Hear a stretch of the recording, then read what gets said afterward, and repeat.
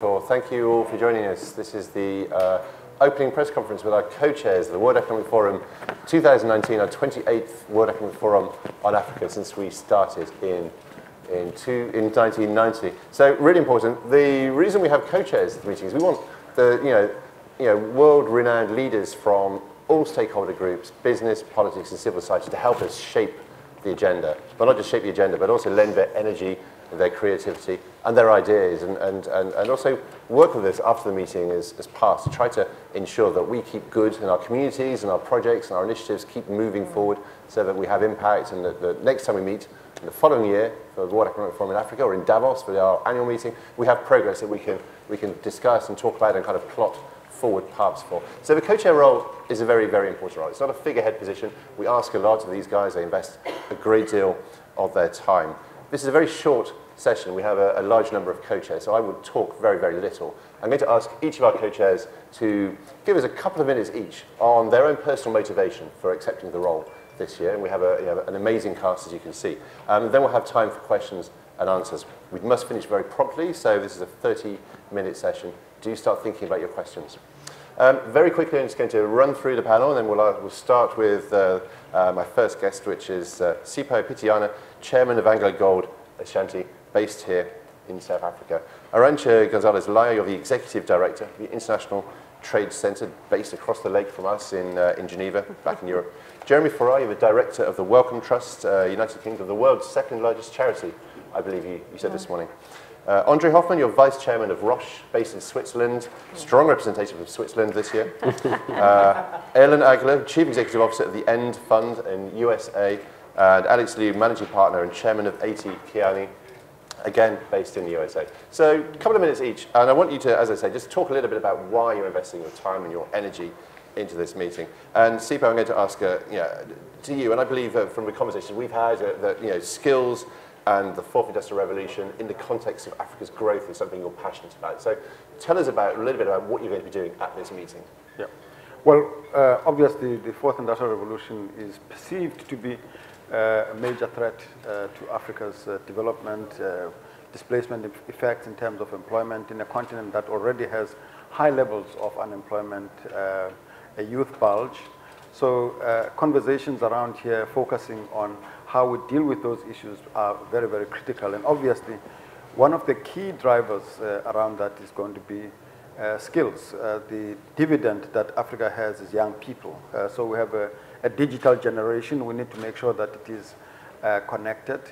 The African Union's Agenda 2063 speaks to the urgency to address the issue of skills and the skills challenge, therefore. So conversations focusing around how we deal with that and how we resolve that are going to be very, very critical. As it stands today, according to the analysis that we have, where you look at high-end skills across the board on average globally, 24% of workforces across the world are high-end jobs and therefore high-end skills. On the African continent, that constitutes about 6%, which does suggest that we have a lag as an African continent. By 2020, there's an estimation that 39% of job positions and profiles will require, for readiness for the fourth industrial revolution, 39% of the jobs will change entirely in terms of the profile of skills that are required. That raises significant urgency in terms of what kind of interventions we're looking at. But some of the conversations clearly point at the need to focus on science, technology, engineering, and mathematics interventions. That lends itself to how we access skills. And I'm saying access guardedly because the infrastructure for education and skills development is limited. So we need to be very creative about how we access skills that are readily available. That means mobility of skills in the African continent. So that these are skills that would be capable of mediating technologies that are readily available to jumpstart Africa's, or to leapfrog Africa's access into the fourth industrial revolution, and mobility, but also accessing high-end skills in the African diaspora. So African leadership talks about this. It tells something about enabling that to happen. But educational institutions that are, I mean, Agenda 2063 talks about e-university and e-learning and environments. But we need to look at accessing high-end educational institutions across the world for our young people through online learning and other technology-driven interventions. So this is the kinds of conversations that we've been having. The role of universities is clearly articulated. One of the recognitions that I really appreciate as a business person is the acknowledgement on the part of the African Union of the important role that business has to play, and those on the economic front have to play. So we need to create partnerships between business and governments to address this. So in summary, if Africa wants to be not to be left behind once again in this phase of economic development, the fourth industrial revolution, we need a skills revolution. Thank you. We'll leave it there right now for that one. Just to make the point that our own research suggests that whilst there is the prospect of more jobs being created than displaced by the fourth industrial revolution, the great challenge is getting the skills to fill those jobs. And that is something the private sector cannot do alone, and it's something the public sector cannot do alone. So you're going to have a busy meeting, I hope, fixing that. Arantxa, let's go to you, because you're at the centre of one of the most important dynamics for this region right now, which is trade. I'd like you to tell us a little bit more about how you see recent developments. I'm thinking of the free trade agreements and other efforts to unlock better integration that can help turn Africa into much more of a vibrant, dynamic marketplace. Thank you, Oliver. Let me start by thanking, obviously, the South African government for being an amazing host. It's always a pleasure for me to be back in South Africa. These are difficult times in international trade, lots of negative headlines. I don't have to tell you that because you write about that every day. Africa is probably one of the places in this world that still is generating good news, positive headlines on trade, mostly related to Africa's own process of regional integration, tearing down borders to intra-Africa trade. You know the figures. This is the continent which has the lowest intra-trade figures around the world. If it is around 50 in the Americas, it's 60 in Asia, close to 70 in Europe, it's around 15% in this continent. Lots of untapped potential. With the good news of the signature of the Continental Free Trade Agreement, and lots of questions now about the implementation. How do we move to tear down in a granular manner all these barriers that still exist and prevent the economic transformation of this continent? So a big part of the discussion here in Cape Town will be implementing the Continental Free Trade Agreement. Second theme will be around the digital trade. It's called e-commerce, that we hope will also be an integral part of this Continental Free Trade Agreement regulatory framework at the Pan-African level, not just at the national level. We need to think data protection, cybersecurity, electronic signatures, and the rest. Important that Africa has a clear roadmap for the continent that can in turn inform Africa's positioning in the ongoing negotiations in the World Trade Organization on e-commerce. Recall, only 4 African countries are part of these negotiations at the moment. So it's an important area to be explored. We've put together a very interesting piece of work with the WEF. Finally, all of this has to work for the 99% of businesses in this continent. Hence, this discussion being also linked to women's economic empowerment, women in trade, and small and medium enterprises. So all of this about more resilient economies that grow more, but also deliver benefits for all their citizens, men and women. Thanks, Arantxa. Jeremy, your organisation has done so much good in terms of science and research and healthcare across Africa and across the world. What's your message to the leaders at this meeting, your fellow leaders at this meeting?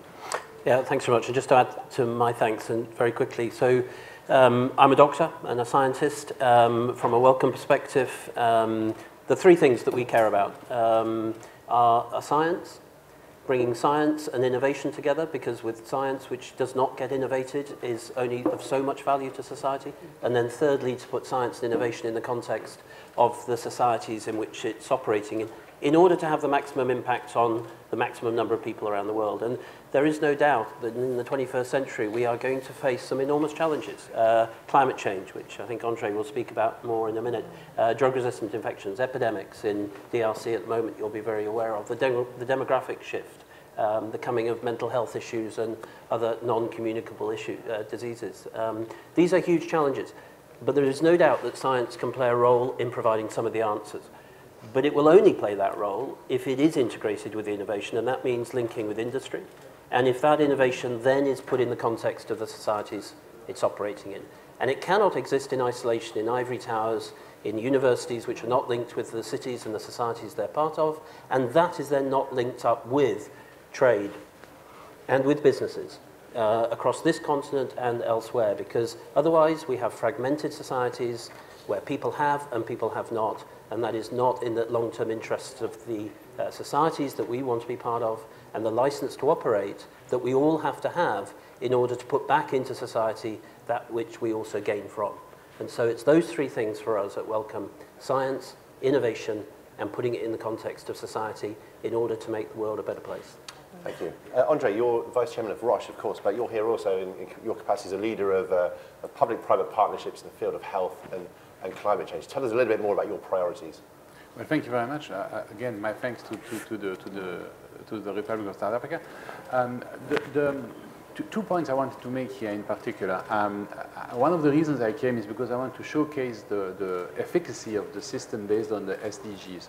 The Sustainable Development Goals, as defined by the United Nations, give us a framework in which we can interact in partnership. There are 17 of these goals. The last one, SDG 17, talks about partnership. Our company has been able to put together a partnership with several NGOs, several foundations, and several governments to put together an access to diagnostic plan in the field of HIV/AIDS.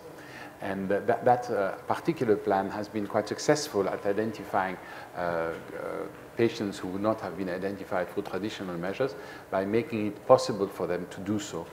This has also allowed us to confirm to the WHO goal of reaching out to more HIV-infected people in Africa, which has led to a higher number of people being virally suppressed.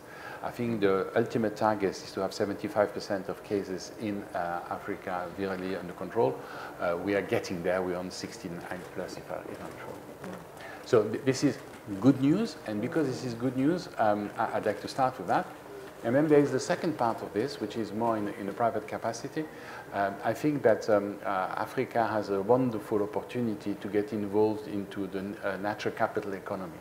The biodiversity of the continent linked to its huge natural reserves gives it an opportunity and also a differentiation compared to other continents. What could be invented here would be a natural economy-based activity, financial activities. This cannot be left only into the hand of states. Again, it has to be based on a partnership. It has to be a private-public partnership who will bring that about. One of the examples that comes to mind is the carbon sink activity. The rest of the world should be able to compensate Africa for the use of its forest as global carbon sinks. But of course, the one that is absolutely obvious in front of us, the economic opportunity that's obvious, is tourism, is ecotourism.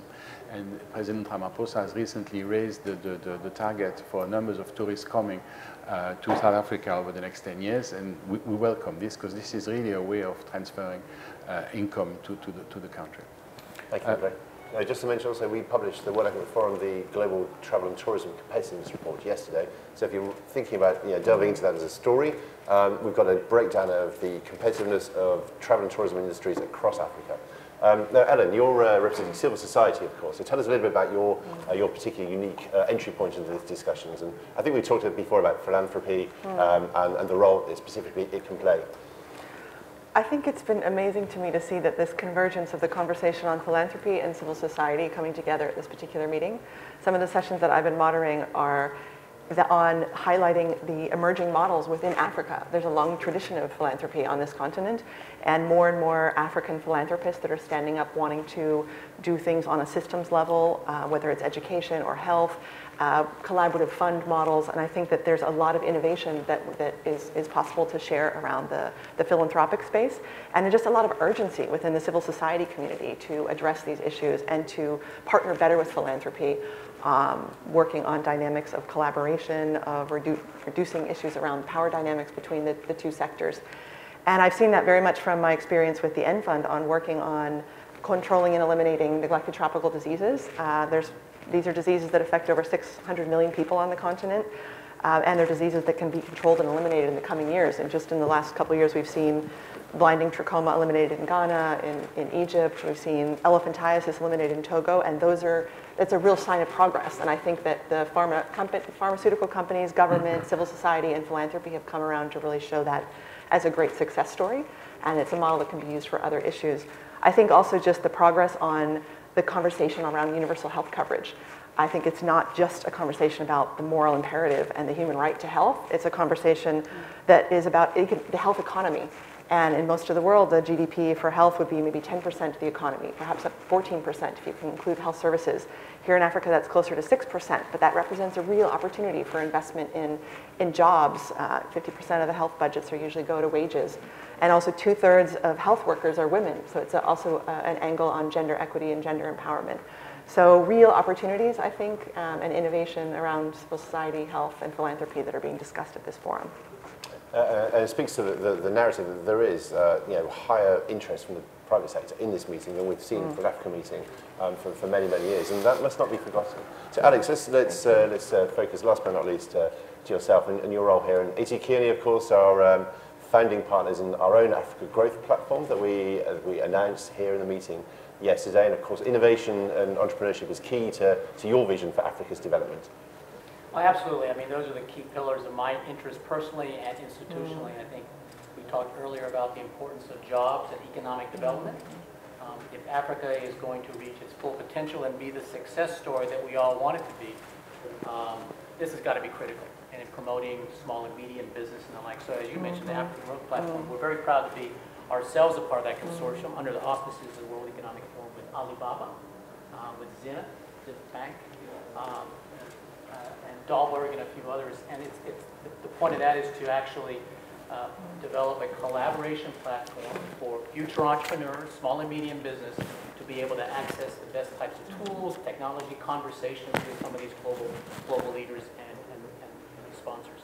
So that's one aspect of what we'll be involved in. I mean, personally, I spent almost all of my career either in emerging markets. I spent half of my professional life in Asia during the 1990s when they were going through a lot of the same challenges, choices, opportunities, global dynamics as Africa's going through right now. And also on the technology side, I'm based in California and work a lot with the global technology companies, west coast of US, east coast of Asia, and looking at how to apply technology to the benefit of society. I was just on a panel on the topic here on data. Is data the big next oil? Data the oil of the future for Africa? And we talked a bit about the importance of having the right data infrastructure, regulations, because you're creating, collecting, and protecting the data. But that allows you to apply all the great things you want to do in agrotech or fintech or social services, the applications of technology for the betterment of society. And we're very happy to be part of the World Economic Forum Partnership Group overall. We can influence some of the key pillars, future of the supply chain globally and the like. So very happy personally to be involved in these topics. Wonderful, thank you, sir. And so we'll have time for questions. Now, questions must be kept to the topic of the meeting here, so please no company-specific or organisation-specific questions. A quick show of hands. Who has a question to ask? Have microphones ready. No questions? Still too early in the morning for you. Okay, right then. So I have a few questions on my own, so it's fine. I'll give you time to think. But Sipa, you talked about the whole 6% skills, the high end. This is a personal tragedy, of course. Yeah. We have so much unemployment, and yet not enough supply of the skills that are needed. Give us a little bit more information, perhaps, and some insights into what role you could play as a leader from the private sector.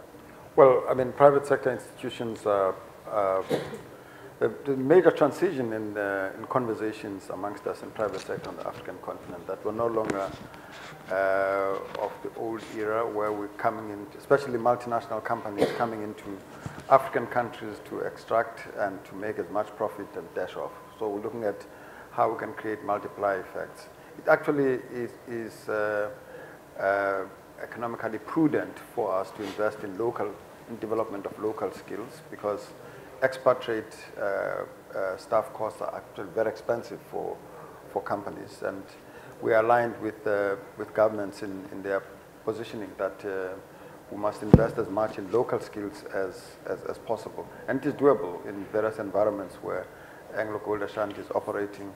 This has proven to be very, very effective. We've done a lot of work with Ghanaian government, for instance, in accessing skills of high-end skills in Ghanaian labor in the diaspora, because the president was quite passionate about that, and creating partnerships for training, partnerships with the local universities, both there and in other jurisdictions where we operate on the African continent.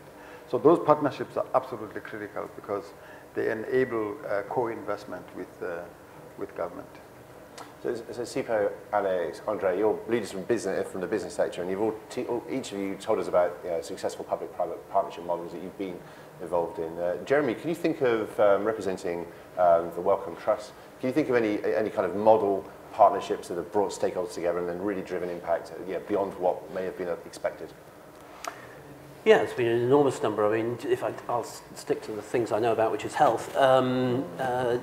Just in my career, which isn't that long, we've seen as a junior doctor, HIV in London was untreatable, and mostly young males dying every day.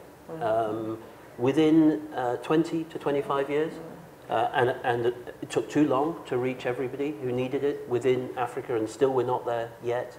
But nevertheless, it has been transformed through science and through innovation and with industry and academia and governments into something that is manageable over the long term and a relatively chronic condition that we can manage. There has been enormous progress, and you cannot achieve that progress. They don't happen by chance, they don't happen by random, they happen because people make the right choices. And South Africa, perhaps more than any other country, has demonstrated sometimes how to make the wrong choices, but more recently how to make some of the better choices, and as a result, the health of the population has dramatically improved over the last decade. But it shows you we are not passive observers of history, we actually influence the direction of travel, but we have to make the right choices.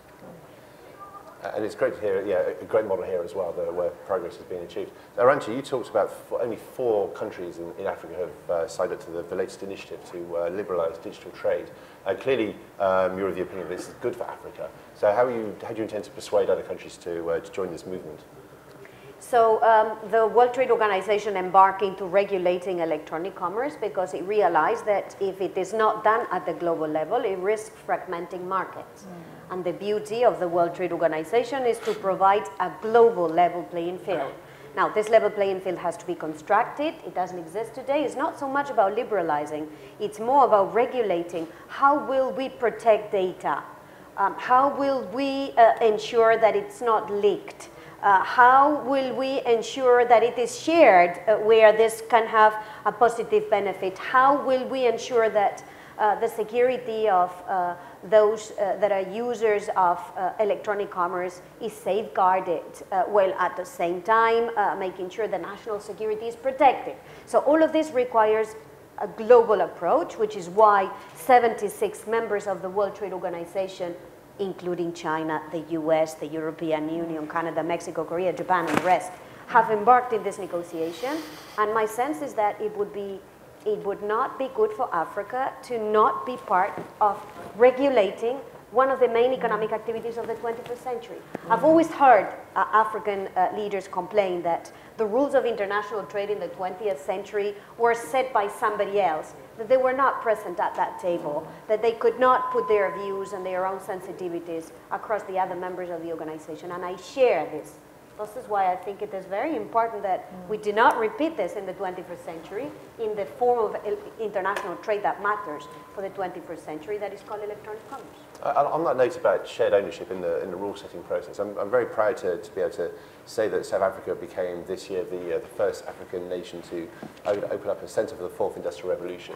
It's part of a network that was established by the World Economic Forum, and again, gives Africa a seat in helping define the rules of the fourth industrial revolution. So we're not just talking about leapfrogging, but we're actually talking about being in a leadership position. Now, you've all given us a very good kind of insight into where your priorities lie, but I'm going to ask us for the next 2 or 3 minutes, just before we close, to dive down a little bit deeper and maybe set out what would be your number one realistic outcome that you'd like to see occur at this meeting. And Alex, I'll put you on the spot first. Well, I mean, you mentioned the Africa Growth Platform as a great lighthouse marquee initiative to try to spur entrepreneurship, link to global platforms, and apply it towards the problem of jobs, underemployment, unemployment. So I think execution against some of the good ideas is something I would recommend. Number 2 is urgency. I mean, there are a lot of lessons learned and success stories around the world, Dubai, Singapore, East Asia, Silicon Valley, where you had a public-private partnership between universities, brains, and ideas and money and the like. Africa can learn from that, but there's a lot of headwinds too. Right? You've got the issues, as you mentioned, about protection of data and rights, privacy, protection of borders, and the like. So I think there's a call to action, execution, and urgency on all these areas that are very passionately represented by my colleagues here. Ellen. I think what's great about these platforms is that you do bring together a group that is not only passionate about these issues, but is willing to put a stake in the ground for action. And I'm excited to see the focus on building a health economy as a strong part of the African economy.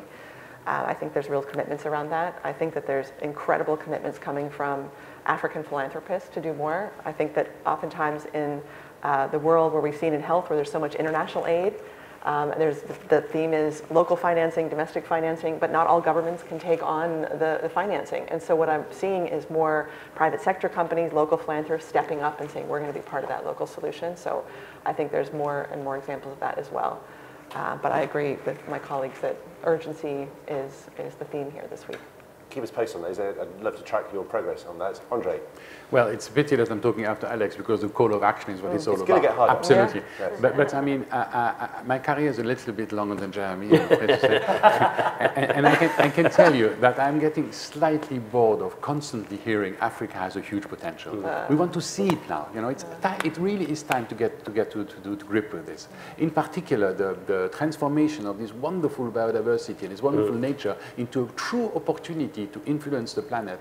That's an African opportunity. It will identify Africa as the continent of the future, and you should be doing that.